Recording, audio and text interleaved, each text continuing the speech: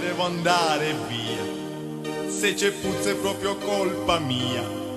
Quanto tempo che la devo fare.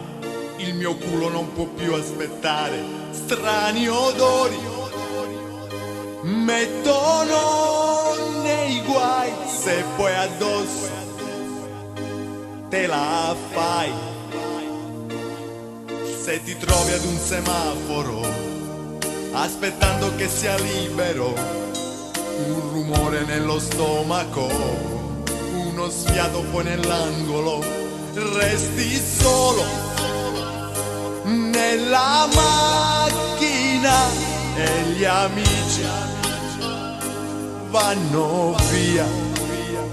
E sono strani odori che fanno ridere e morire di puzzitudine, bianchi rotoli non per scrivere, carta igienica da dividere.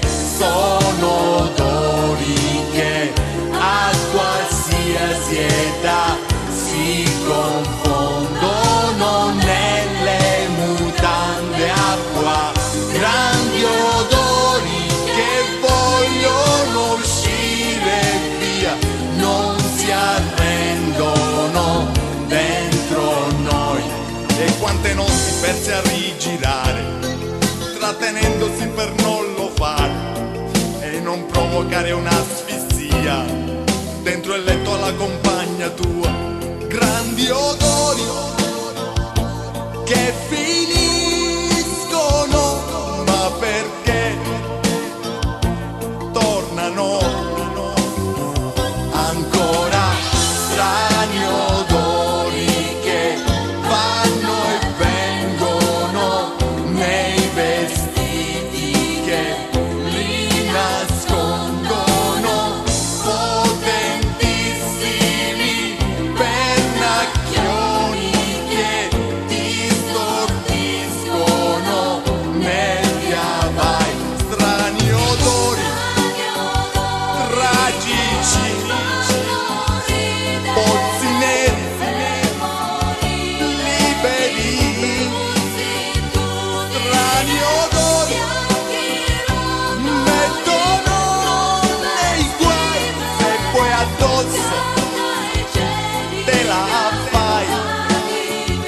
Strani odori unici, gran fedori liberi. Grandi odori che vogliono uscire via, non si arrendono dentro noi.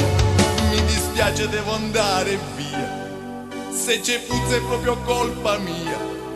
Ho bisogno di un bel cesso vero col bidet.